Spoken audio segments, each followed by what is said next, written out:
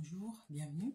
Aujourd'hui, nous allons faire un petit point sur les conditions de l'action en justice. Alors, nous l'avions précédemment indiqué dans une vidéo, la justice est un droit. Cela signifie que chaque personne a le droit de solliciter l'intervention de la justice. Cependant, il faut savoir que ce droit n'est pas prévu par la Constitution. Donc là, on parle bien de la France, hein. C'est le cadre de nos interventions et de nos vidéos. Malgré tout, ce droit figure dans la Déclaration universelle des droits de l'homme du 10 décembre 1948.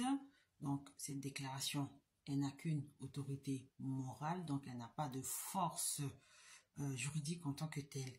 Et elle est aussi contenue dans la Convention européenne de sauvegarde des droits de l'homme et des libertés fondamentales du 4 novembre 1950.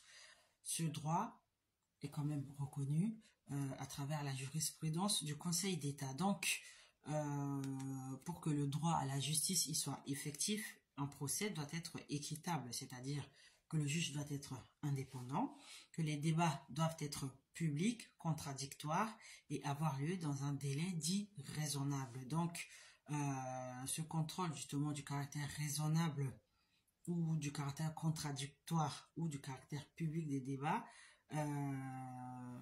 ce contrôle est effectué par les juridictions nationales. Donc, un procès est aussi équitable lorsqu'il n'y a pas de volonté, je dirais pas d'intention de nuire, donc ce qui conduirait éventuellement à un abus en cas de procédure abusive, par exemple. Donc, dans ce dernier cas, en cas de procédure abusive, la personne risque une amende et le paiement de dommages et intérêts s'il venait à être condamné pour procédure abusive. Donc, l'action en justice ne peut se faire qu'à 3 conditions. Premièrement, il faut qu'il y ait un intérêt. Donc, pas d'intérêt, pas d'action. Donc, l'intérêt, il doit être personnel, né et actuel et légitime. Il faut aussi savoir que dans certains cas, un groupe ou un ordre, par exemple, ou un syndicat ou certaines associations, peuvent défendre des intérêts collectifs. Donc, ces associations peuvent avoir un intérêt à agir. Ensuite, il faut la qualité pour agir. Donc, cela signifie que c'est le titulaire du droit qui agit. Ses ayants cause, ses créanciers ou une personne habilitée peuvent aussi agir. Et enfin, la troisième condition, c'est la capacité d'agir en justice. Donc, toute personne peut ester en justice, c'est-à-dire que participer comme demandeur ou défendeur à un procès.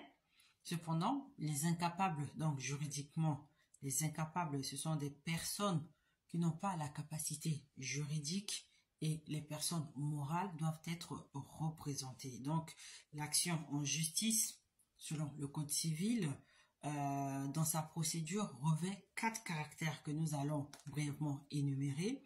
Donc, le premier caractère, c'est son côté oral. Dans le caractère oral, la procédure civile, elle est orale. Donc, c'est un principe théorique général dans le domaine judiciaire par opposition à la procédure administrative qui, elle, est écrite. Il faut quand même nuancer ce propos dans la mesure où les conclusions, c'est-à-dire le document écrit dans lequel les parties exposent leurs arguments, doivent être déposés. Donc, ces arguments se font sous forme écrite. Donc, à ce moment-là, la procédure rejoint un peu la procédure administrative.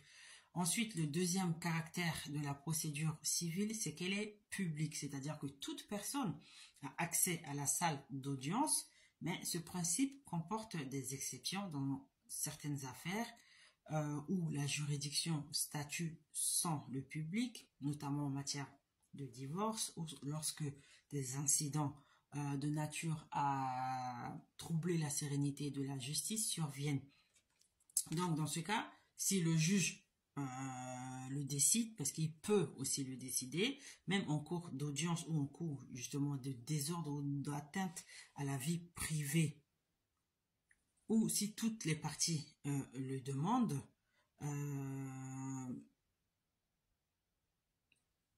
le procès, il peut se tenir sans public. Donc, juste pour faire une petite remarque, on parle de huis clos lorsqu'il s'agit d'une procédure pénale. Ensuite, la troisième caractéristique,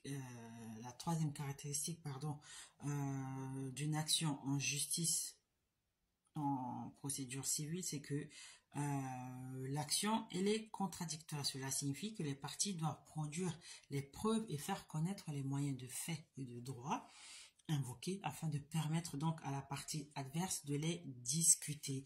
Donc, il appartient au juge de faire respecter ce principe du contradictoire, même si parfois il faut écarter certaines pièces des débats. Et enfin, la procédure civile, elle est accusatoire. Donc, ce sont les parties qui dirigent le procès, c'est-à-dire que ce sont elles qui en ont l'initiative, la conduite, par exemple, la production de preuves, la demande d'expertise, et ce sont les parties qui peuvent demander l'extinction. On parle de l'extinction d'une procédure, donc de son arrêt. Donc, il faut remarquer que les pouvoirs du juge se développent de plus en plus de nos jours, car ces juges doivent assurer le bon déroulement du procès, par exemple, ordonner la production d'une preuve d'une certaine allégation, et donc sanctionner, c'est-à-dire la radiation du rôle, donc de la liste des affaires inscrites. Alors, cette procédure, on a dit qu'elle est accusatoire, et en droit pénal, on parle de procédure pénale inquisitoire. Voilà, c'était tout pour aujourd'hui.